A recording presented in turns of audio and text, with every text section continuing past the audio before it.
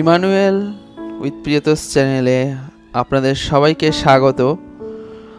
প্রভু যীশু খ্রিস্টের নামে আজ এই সুন্দর আরেকটি দিন উপহার দানের জন্য ঈশ্বরকে ধন্যবাদ জানাই, যে ঈশ্বর এত সুন্দর তার প্রচারের সুযোগ করে দিয়েছেন। তো সবাইকে হ্যাপি ফাদার্স ডের শুভেচ্ছা জানিয়ে আমি এই প্রচার শুরু করব। প্রথমে একটি ছোট প্রার্থনার মাধ্যমে আমরা শুরু করছি। ধন্যবাদ ধন্যবাদ ধন্যবাদ ধন্যবাদ মহান ঈশ্বর, ধন্য প্রভু যীশু খ্রিস্ট, তোমার বাক্যের জন্য ধন্যবাদ। ধন্যবাদ স্বর্গস্থ পিতা, ধন্যবাদ পবিত্র আত্মা, আমাদের সর্বদা সর্বসময় তুমি চালনা করে নিয়ে চলছো প্রভু। তোমার আশীর্বাদ, তোমার অনুগ্রহ যা আমাদের জীবনে প্রভু মূল্যবান, যা আমাদের জীবনে নতুনভাবে আমাদের নতুন রাস্তা দেখতে সাহায্য করছে প্রভু। তবু ধন্যবাদ প্রভু, যা কিছু তোমার বাক্য আজ তুমি রেখেছ প্রভু, তা গভীরভাবে আমরা তুমি যে কত মহান পিতা তা আমরা জানতে পারি প্রভু। প্রভু ধন্যবাদ ঈশ্বর, ধন্যবাদ প্রভু যীশু খ্রিস্টের নামে, আমেন। সর্বপ্রথমে আমি গীত অধ্যায় 103 অধ্যায় যাব। এখানে 103 বলছে, গীত সংহিতা 103, তিনি তোমার সমস্ত অধর্ম ক্ষমা করেন, তোমার সমস্ত রোগের প্রতিকার করেন। অর্থাৎ আমাদের জীবনের যখন আমরা ঈশ্বরকে না জেনে কত অধর্ম আমরা জীবনে হয়তো করেছি, আমাদের জীবনে অনেক কিছু যা এই জগৎ সংসার আমাদের ক্ষমা করেনি, জগৎ সংসার কখনো আমাদের ক্ষমা করতে পারেনি এবং জগৎ সংসার আমাদের ত্যাগ করে দিয়েছিল। কিন্তু ঈশ্বর আমাদের সমস্ত অধর্মকে ক্ষমা করেন। আমাদের এই বাক্য সেই শিক্ষা দেয় যে তোমার সমস্ত রোগের তিনি প্রতিকার করেন। অর্থাৎ ঈশ্বর আমাদের হয়তো এমন অনেক কিছু রোগ আমাদের শরীরে আছে যা আমরা নিজেরা জানি না, কিন্তু ঈশ্বর জানতেন। আমরা যখন ডাক্তারের কাছে যাই, তখন তারা আমাদের কোনো রোগ সম্পর্কে অবগত করেন, কিন্তু ঈশ্বর আমাদের শরীর যিনি সৃষ্টি করেছেন তিনি আগেই জানেন যে আমাদের কি রোগ আমাদের শরীরে আছে, এবং তিনি হয়তো আমাদের অজান্তেই হয়তো অনেক রোগের তিনি প্রতিকার করেন। আবার যারা ঈশ্বরকে বিশ্বাস করে, যারা প্রভু যিশুকে পিতা রূপে বিশ্বাস করে যে তিনি আরোগ্য সাধনের ক্ষমতা তার হাতে আছে, তার মাধ্যমে আমি আরোগ্যতা লাভ করেছি এবং করছি, তো তিনি তাদেরও রোগের প্রতিকার করেন। গীত সংহিতা 32:8 এখানে লেখা আছে, আমি তোমাকে বুদ্ধি দেব ও তোমার গন্তব্য পথ দেখাইব, তোমার উপরে দৃষ্টি রাখিয়া তোমাকে পরামর্শ দিব।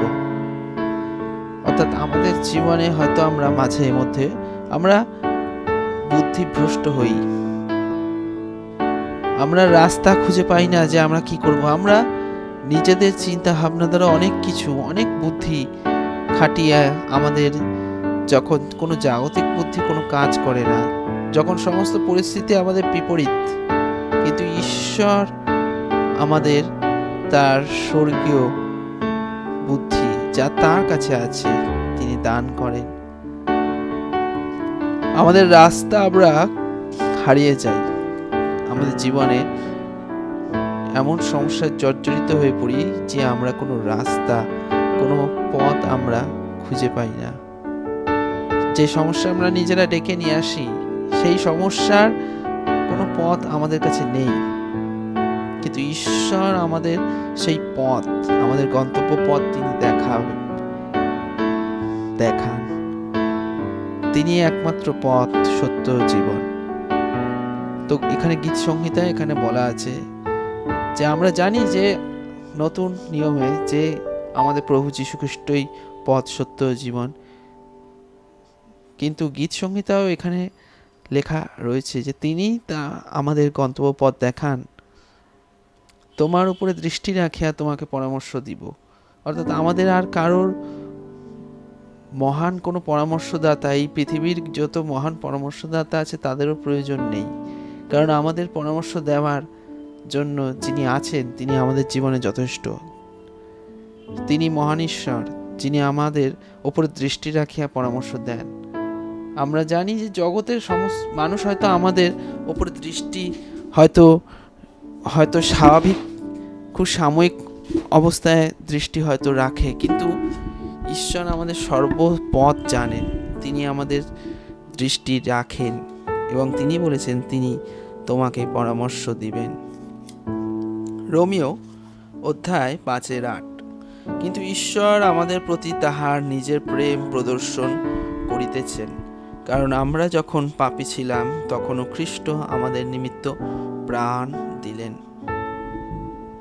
তো ঈশ্বর নিজের প্রেমের সর্বশ্রেষ্ঠ যে প্রদর্শন আমাদের প্রতি করেছেন তা হলো ক্রুশে তার প্রাণ দেওয়া। আমাদের পৃথিবীতে যাই না কে আমাদের কত বেশি প্রেম করে, হয়তো আমাদের মা, আমাদের জাগতিক পিতারা হয়তো প্রেম করে থাকতেন, কিন্তু ঈশ্বরের যে প্রেম সর্বশ্রেষ্ঠ উদাহরণ হলো আমাদের প্রভু যীশু খ্রিস্টের মাধ্যমে ক্রুশারোপণ। তিনি ক্রুশে আমাদের দেখিয়েছিলেন যে তিনি আমরা যখন পাপী ছিলাম, আমরা যখন অনেক কিছু ঈশ্বরকে জানতামই না, আমরা পাপে ছিলাম জগতে, কিন্তু তিনি পূর্বেই তাকে জানবার আগেই তিনি আমাদের জন্য প্রাণ দিয়েছিলেন। ইব্রিয় 13:5। আমরা আরো দেখতে পারি এখানে যে ঈশ্বর এখানে বলছেন, ঈশ্বরের বাণী যা ইব্রিয় 13:5 অধ্যায় লেখা, তোমাদের আচার ব্যবহার ধনাশক্তিবিহীন হোক, তোমাদের যা আছে তাহাতে সন্তুষ্ট থাকো, কারণ তিনি বলিয়াছেন, আমি কোনো ক্রমে তোমাকে ছাড়িব না, কোনো ক্রমে তোমাকে ত্যাগ করিব না। এই জগতে আমরা ধনের প্রতি অনেক আসক্ত আছি। আমাদের মন যতই আমরা ঈশ্বরে নিবিষ্ট করতে চাই না কেন, ধনের প্রতি, এই জগতে যেহেতু আমরা আছি তাই ধনের প্রতি আসক্তি কার না আছে। আমাদের আজ এটা প্রয়োজন, আমাদের আজ ওই জিনিসের প্রয়োজন, সেই জিনিসের প্রয়োজন, কারণ আমরা জগতের মানুষদের দেখে আমরা অভ্যস্ত হয়েছি ছোটবেলা থেকে, এবং আমাদের এটাই শিক্ষা দেওয়া হয়েছে যে এই মাধ্যমে আমরা হয়তো সুখী হব, এই ধন আমরা একত্র করে হয়তো সুখী হব, কিন্তু সেই ধন কিন্তু চিরস্থায়ী নয়, সেই ধন আমাদের ছেড়ে একদিন চলে যাবে। তো আমাদের প্রকৃত ধন যিনি ঈশ্বর, সেই প্রভু যীশু খ্রিস্ট, যার প্রেম আমাদের জীবনে তিনি দেখিয়েছেন, তো তার থেকে বড় ধন আমাদের জীবনে কিছু নেই। তো এই জাগতিক ধন আমরা ইব্রিয় অধ্যায়, তাই এখানে সাধু পৌল বলছে যে তোমাদের আচার ব্যবহার ধনাশক্তিবিহীন হোক, এবং যা আছে ঈশ্বর আমাদের যা দিয়েছেন, ঈশ্বর আমাদের অভাব পূরণ করার জন্য যা যা দিয়েছেন তাতেই আমরা যেন সন্তুষ্ট থাকি, কারণ তিনি বলেছেন যে আমি কোনো ক্রমে তোমাকে ছাড়িব না, কোনো ক্রমে তোমাকে ত্যাগ করিব না। হয়তো ধন আছে বলে আজ আমাদের পাশে অনেক মানুষ হয়তো আছে, যখন ধন একদিন এই ধন আমাদের ছেড়ে চলে যাবে, তখন কোনো মানুষকেও আমরা, যারা আজকে আমাদের ধন রয়েছে বলে আমরা ধনে পরিপূর্ণ বলে অনেকে হয়তো আমাদের তার স্বার্থের জন্য আমাদের ভালোবাসতে পারে, আমাদের পাশে থাকতে পারে, কিন্তু ধন যখন চলে যায় তারা কেউ হয়তো পাশে থাকে না। কিন্তু ঈশ্বর আমাদের ধন ছাড়াও তিনি আমাদের পাশে থাকেন, ধন থাকলেও তিনি পাশে থাকেন, কারণ তার কাছে জাগতিক ধন কোনো মূল্য রাখে না, তার কাছে আমি এবং আপনি সব থেকে বেশি মূল্যবান। ইব্রিয় 12:6। কেননা প্রভু যাহাকে প্রেম করেন তাহাকেই শাসন করেন, যে কোনো পুত্রকে গ্রহণ করেন তাহাকে প্রহার করেন। আমরা এখানে একটা বিষয় আমরা দেখতে পাই যে আমাদের জাগতিক পিতারা যখন আমাদের প্রেম করেছিলেন বা আমাদের করেন, আমরা কি আমাদের পিতারা কি কখনো এই রূপে প্রেম করেছিলেন যে তোমার কাছে এই আছে, এই সম্পত্তি আছে, এর তুমি অধিকারী, তাই আমি তোমায় ভালোবাসি? কখনোই না। তাদের প্রেম যেমন নিঃস্বার্থ, হ্যাঁ, অনেক বাবারা হয়তো, অনেক পিতারা হয়তো অনেক সন্তানের থেকে অনেক কিছু আশা করে থাকে, তো সেই হিসাবেও অনেকে সন্তানের থেকে, যদি সন্তান তাতে বাবার আশা পূরণ না করে, অনেক বাবারা অনেক সময় দুঃখ পায়, অনেক কষ্ট পায়। কিন্তু ঈশ্বর আমরা যখন ঈশ্বরের বিরুদ্ধেও আশাকে হয়তো পূরণ করতে পারিনি বা করিনি, ঈশ্বর কিন্তু আমাদেরকে তবুও প্রেম করেন। ঈশ্বর আমাদের শাসন করেন, আমাদের পুত্ররূপে শাসন করেন। অনেক পিতারা, জাগতিক পিতারা হয়তো তার সন্তানকে ত্যাগও করে দেয়, তার আশা পূরণ করতে পারেনি বলে সন্তান, কিন্তু ঈশ্বর আমাদের কখনো ত্যাগ করে না। ঈশ্বর আমাদের পুত্ররূপে যে গ্রহণ করেন, তিনি প্রহারও করেন। অর্থাৎ যখন ঈশ্বরের শাসন, কোনো দুঃখ, কোনো কষ্ট যা জীবনে আসছে, আমরা জানি যে আমাদের জীবনে আনন্দ, সুখ, দুঃখ সবকিছুই আমাদের জীবনকে আবর্তন করে থাকে। তাই ঈশ্বরে যারা প্রভুকে যারা বিশ্বাস করি, আমাদের জীবনে এইসব দুঃখ কষ্ট কোনো ব্যাপারই নয়, সাময়িক ব্যাপার। তো ঈশ্বর থেকে যা কিছু দুঃখ কষ্ট আসে, তা ঈশ্বরের শাসন বলে আমাদের মেনে নেওয়া প্রয়োজন। সফনীয় 3:17 অধ্যায়, তোমার ঈশ্বর সদাপ্রভু তোমার মধ্যবর্তী সেই পীর পরিত্রাণ করিবেন, তিনি তোমার বিষয়ে পরম আনন্দ করিবেন, তিনি প্রেম ভরে মৌনী হইবেন, আনন্দ গান দ্বারা তোমার বিষয়ে উল্লাস করিবেন। অর্থাৎ সদাপ্রভু আমাদের মধ্যবর্তী বীর পরিত্রাণ করিবেন, সুতরাং তিনি মহান পরিত্রাতা, তিনি পরম আনন্দ করিবেন। আমরা এখানে দেখতে পাই এই বাক্য কিন্তু প্রভু যীশু খ্রিস্ট তার ক্রুশারোপিত হওয়ার সময় তিনি সেই বাক্যকে কিন্তু আমাদের জীবনে সেই বাক্যকে তিনি পূরণ করেছিলেন। কারণ তিনি যখন সেই দুঃখ কষ্ট নিজের কাঁধে যখন নিচ্ছিলেন, সেই ক্রুশের যন্ত্রণা যখন তিনি নিচ্ছিলেন, তখন তিনি তার মধ্যে কিন্তু কোনো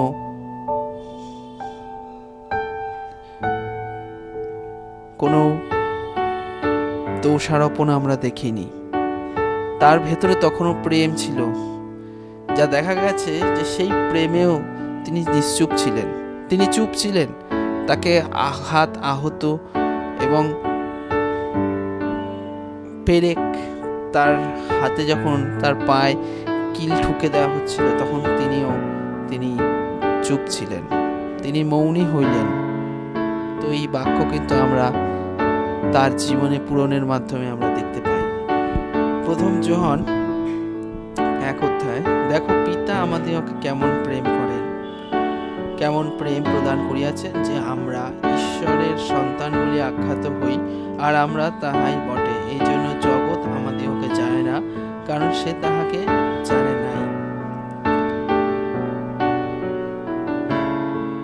অর্থাৎ আমরা ঈশ্বরের সন্তান বলিয়া পিতা আমাদিগকে প্রেম করেছেন। অনেকের হয়তো পিতা নেই, তারা হয়তো পিতৃহীন, অনেকে মাতৃহীন। যদি তারা কেউ এই বাক্যকে শুনে থাকে, তারা এখানে বুঝুক যে এখানে বাইবেলে যা লেখা আছে, যে আমাদিগকে এমন প্রেম প্রদান করেছেন যে আমরা ঈশ্বরের সন্তান বলে আখ্যাত হই। অর্থাৎ যদি আমরা তার সন্তান হই, তো তার উত্তরাধিকারী। তো পিতারা যেমন, জাগতিক পিতারা তার সন্তানের জন্য ধন একত্র করেন, সেই রূপে তারও তিনি মহান ধন আমাদের দিয়ে থাকেন, সেই ধনেরও আমরা উত্তরাধিকারী হইব। ইফিসীয় 2:10, কারণ আমরা তাহারই রচনা, খ্রিস্ট যিশুতে বিবিধ সৎক্রিয়ার নিমিত্ত সৃষ্ট।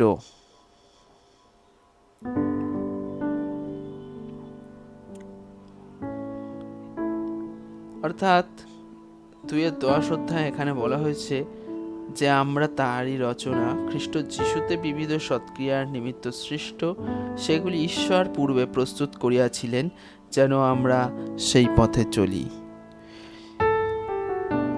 আমরা যা কিছু মহান দান, যা কিছু আমাদের সেবা কাজ আমরা আমাদের মণ্ডলী কর্তৃক হোক, আমাদের পাস্টার কর্তৃক হোক, আমাদের মণ্ডলীর ফাদার কর্তৃক যা কিছু আমরা দায়িত্ব সেবাদান প্রাপ্ত হই, বা আমরা কোনো সাহায্যের জন্য, জগতে কোনো সাহায্যের জন্য যা কিছু আমরা প্রাপ্ত হই, তা ঈশ্বরের পূর্বেই আমাদের জন্য সৃষ্টি করে রেখেছিলেন। তাই আমরা সেই বিষয়ে যেন কখনো অহংকার না করি যে আমাদের এই কাজ আমাদের নিজস্ব দ্বারা আমরা করছি, কখনোই নয়। কারণ ঈশ্বর যদি সেগুলোকে, আমাদের সেই পরিস্থিতি, আজকে যা কিছু আমরা সৎক্রিয়া আমরা করতে পারছি, যা সেবা কাজ আছে, সেগুলো ঈশ্বরকে জেনেছি বলেই ঈশ্বর সেগুলো প্রদান করেন। ঈশ্বর আমাদের যা কিছু যোগিয়ে দিয়েছেন তাই আমরা দান করছি। তাই ঈশ্বর আমাদের সেগুলি পূর্বেই মনোনীত করে রেখেছিলেন। তিনি আমাদের যেমন পিতারা, যেমন আমরা যখন আমাদের জাগতিক পিতাদের মাধ্যমে উত্তর ওয়ারিশ সূত্রে কোনো কিছু আমরা সম্পত্তির অধিকারী হই, সেই রূপে তিনি পূর্বেই সেই সম্পত্তির অধিকারী রূপে আমাদের সৃষ্টি করে রেখেছিলেন। এই সম্পত্তি কোনো জাগতিক সম্পত্তি নয়, তার আত্মিক সম্পত্তি, আত্মিক দান, যা আমাদের স্বর্গস্থ পিতা হইতে প্রাপ্ত হয়। প্রভু যীশু খ্রিস্ট কর্তৃক আমরা সেই সম্পত্তির অধিকারী হয়ে থাকি। তো ঈশ্বর এই বাক্যকে প্রচুর রূপে আশীর্বাদ করুক।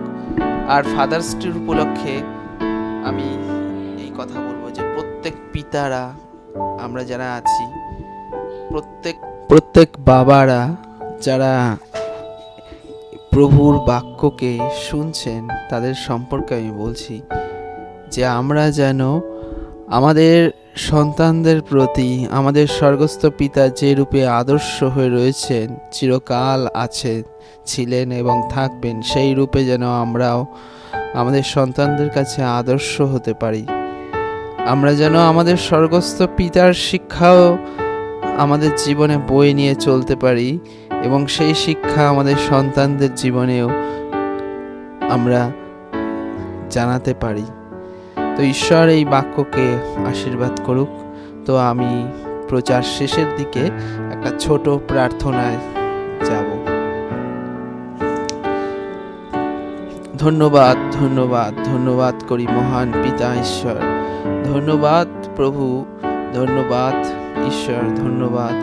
হ্যাঁ প্রভু, তোমার এই বাক্য, তুমি প্রকৃত আমাদের জীবনের স্বর্গস্থ পিতা রূপে আমাদের জীবনে তুমি আছো, ছিলে এবং থাকবে। আমাদের জাগতিক পিতারাদের যে প্রেম, যে ভালোবাসা আমরা পেয়েছি, তার থেকেও মহান তোমার প্রেম, তার থেকেও গভীর তোমার প্রেম ও ভালোবাসা, যা আমাদের দেখাতে সাহায্য করেছে প্রভু যে তুমি কত মহান, তুমি কত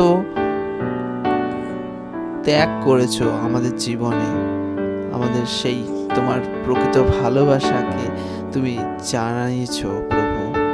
প্রভু, তোমার কাছে আমরা চিরকৃতজ্ঞ হয়ে থাকতে চাই প্রভু, থাকতে পারি যেন, যে তোমার এই ভালোবাসা, এই প্রেম যেন আমাদের চিরকাল আমাদের চালাতে সাহায্য করে, আমাদের পথপ্রদর্শক রূপে, আমাদের পথ রূপে, আমাদের জ্যোতি রূপে তোমার বাক্য আমাদের চালাতে সাহায্য করুক। ধন্যবাদ, ধন্যবাদ, ধন্যবাদ প্রভু। প্রত্যেককে আশীর্বাদ করো প্রভু। এই আজ এই ফাদার্স ডের উপলক্ষে প্রত্যেককে শুভেচ্ছা জানিয়ে আমি আমার বাক্যকে সমাপ্ত করছি।